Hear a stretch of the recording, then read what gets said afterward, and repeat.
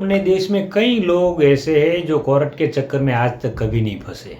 लेकिन आज का माहौल ऐसा है कि निर्दोष लोग भी कभी कभी कोर्ट के चक्कर में फंस जाते हैं। जी हाँ, कि मेरा एक रिश्तेदार था, उसको पैसा लेने का था एक भाई से, तो वो लगभग 1.5 साल से मांग रहे थे लेकिन वो पैसा नहीं दे रहे थे। तो अचानक वो दोनों का आमना सामना हो गया और वहाँ उसने पैसा मांगा तो उसको वहाँ सामने वाले को पैसा नहीं देना था, इसीलिए उसने इसको पकड़ के बूमा बूम कर दिया और पब्लिक इकट्ठी हो गई और उसने गलत इल्ज़ाम इसके ऊपर डाल दिया। दोनों का मारामारी भी हो गया और वो सामने वाली पार्टी ने इल्ज़ाम इसके ऊपर डाल दिया कि मुझे मार डालने की धमकी दिया और मेरे पास पैसा नहीं है, ज़बरदस्ती ये पैसा मांग रहे थे।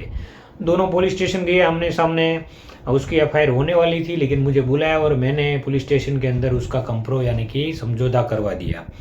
तो दोस्तों, कभी भी ऐसा आज का टाइम ऐसा है कि निर्दोष भी जेल में जाने की कभी कभी नौबत आ जाती है मित्रों।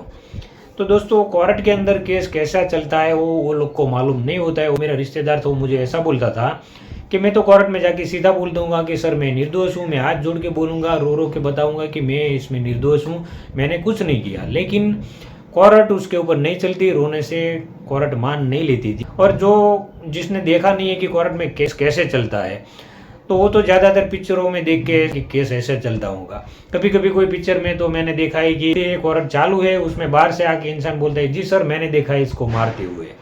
तो ऐसे कोर्ट में केस नहीं चलता है मित्रों। कोर्ट में एकदम सिस्टम से केस चलता है, यानी कि जो कोई भी जैसे मर्डर केस बना है, मर्डर केस के अंदर उसका चार्जशीट बनता है 90 दिन में। 90 दिन के अंदर आईओ इन्वेस्टिगेशन करता है, उसके अंदर गवाह शामिल होते हैं, उसके अंदर आईओ यानी कि जो तपासनीश अधिकारी है वो शामिल होते हैं, डॉक्टर मेडिकल पोस्टमार्टम करता है वो शामिल होते हैं।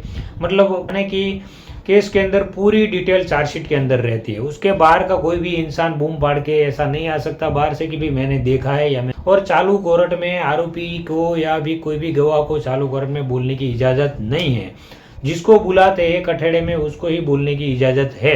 और वकील भी ऐसे बहस करते हैं कि भाई आप वकील साहब बहुत बढ़िया बात किया, ऐसा वैसा, ऐसा कुछ भी कोर्ट में नहीं होता है मित्रों। कोर्ट में जब केस चालू होता है तो चार्जशीट के अंदर जितना भी नाम होता है उसी को ही बुलाते हैं।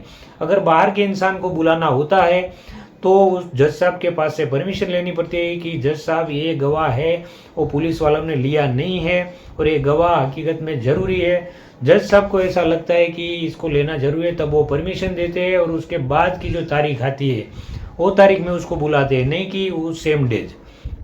तो वो बहुत कम चांस है। हकीकत में तो जो चार्जशीट में है उसी को ही बुलाते हैं। सबसे पहले बुलाते हैं फरियादी को।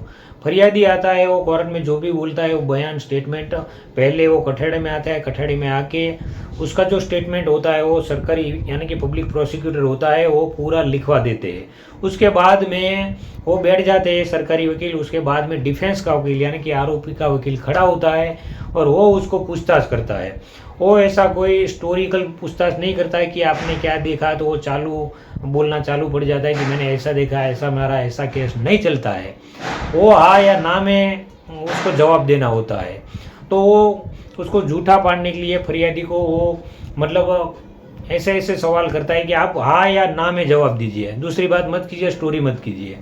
तो ऐसा वो प्रैक्टिकली पूछते हैं हाँ या ना में, आप वहाँ थे कि नहीं, आपने ऐसा शर्ट पहना था कि नहीं, आप इतने दूर थे कि नहीं, आपने दूर थे तो शायद नहीं देखा था कि नहीं, हाँ कि ना में जवाब दो।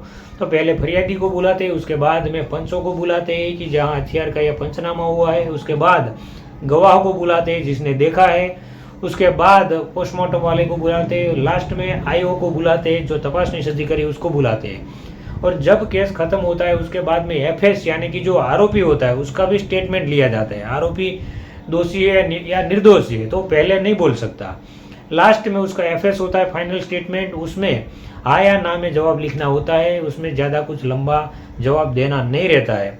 उसके बाद में लास्ट में क्रॉसिंग होता है। क्रॉसिंग होते हैं यानी कि जितना केस चलाते हैं उसमें आरोपी को बचाव के लिए वो जो वकील रखा है वो अपना पॉइंट्स बताते हैं लास्ट, और जो सरकारी वकील होता है वो उसको सजा दिलवाने के लिए जितने भी पॉइंट्स केस में चले उसमें होता है वो सब निकाल के जज साहब को देते हैं। और लास्ट में दोनों वकील हाई कोर्ट का या सुप्रीम कोर्ट का जितना भी जजमेंट उसके लगता केस का है वो सब उसमें सबमिट करवाते हैं कि सुप्रीम कोर्ट ने ऐसा ऐसा ऐसे केस में जजमेंट दिया है, इसमें ऐसा सजा दिया है।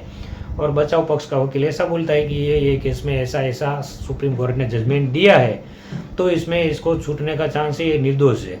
तो ऐसा प्रैक्टिकली पूरा केस चलता है। Please subscribe.